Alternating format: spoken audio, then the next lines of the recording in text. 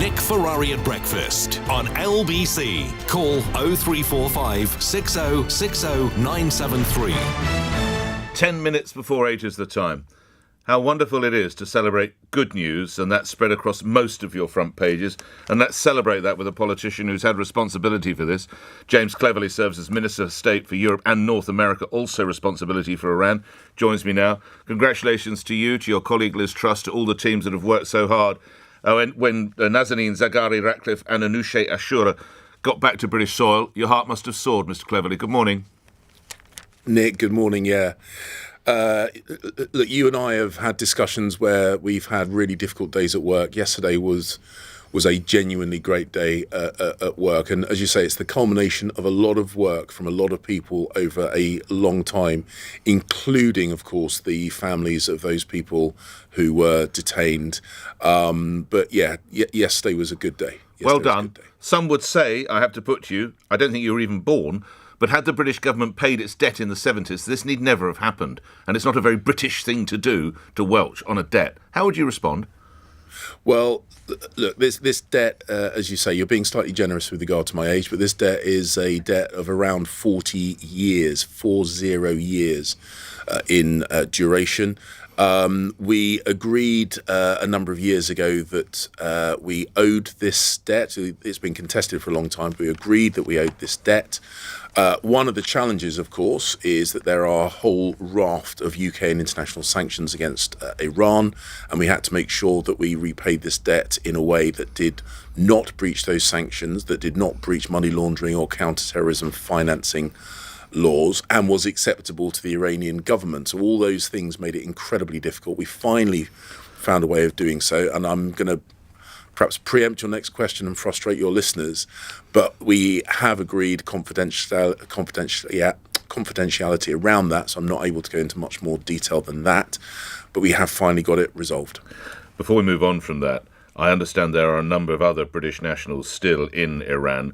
I know we've talked about this in the past. You're loath, understandably, to give many details. Can you give us an update, though, on however many are left behind? Well, Morad Tabaz is someone that we also negotiated hard for. We have secured his release from prison on furlough.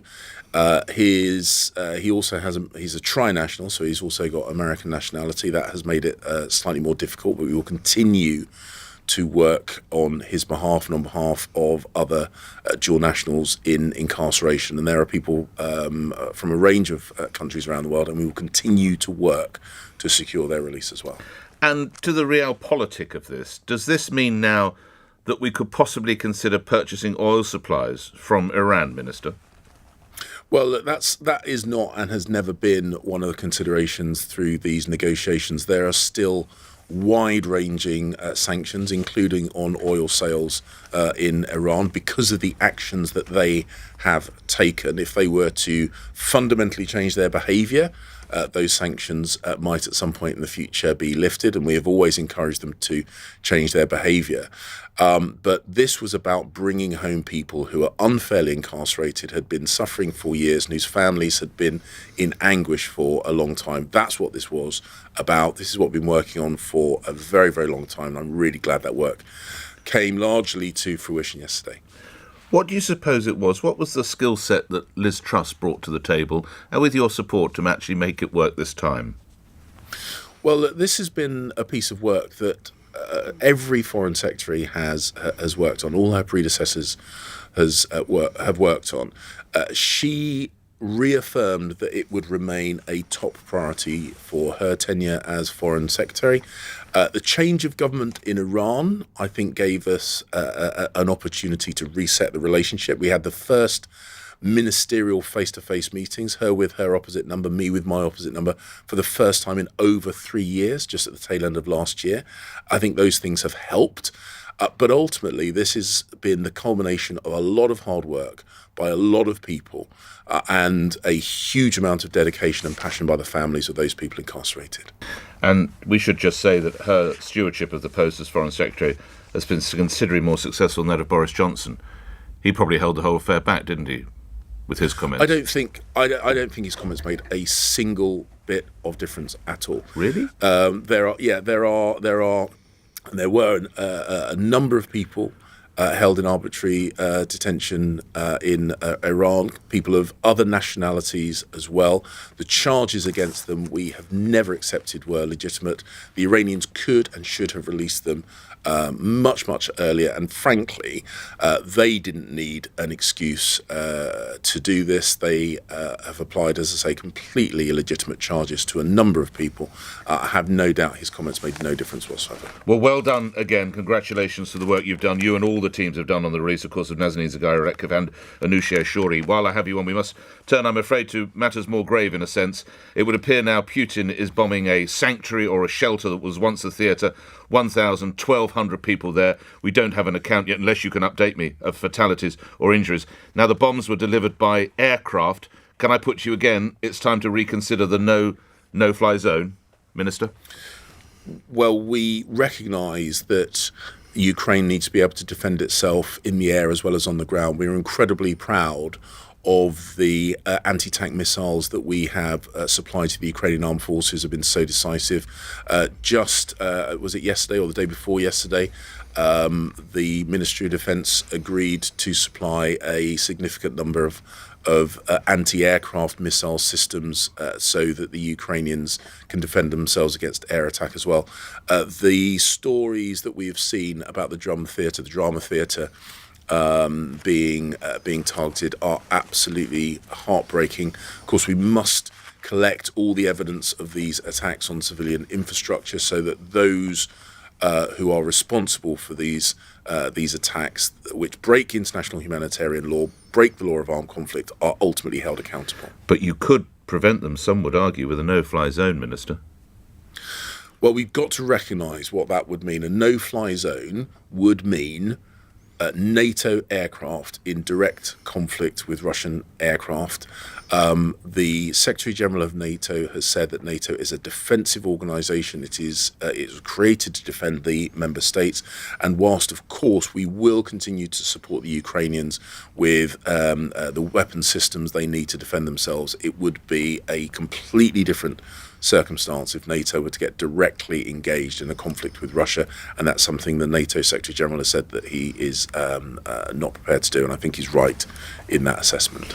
Lastly, I'm sure you and many of your colleagues have been heartened by the fact that nearly 140,000 Britons now, well, people living in this country, I should say, have opened their hearts and opened their homes to offer accommodation under the Homes for Ukraine programme the government has launched.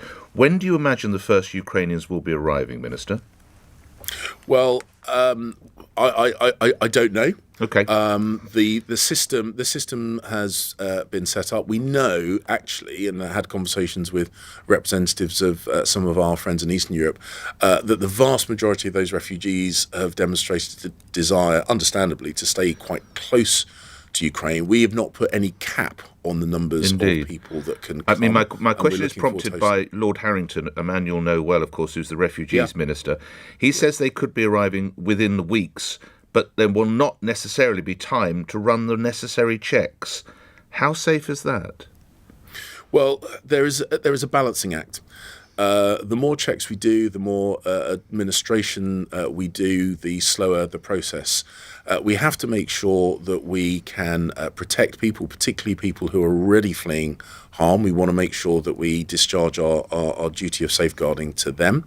We need to do that as quickly as possible.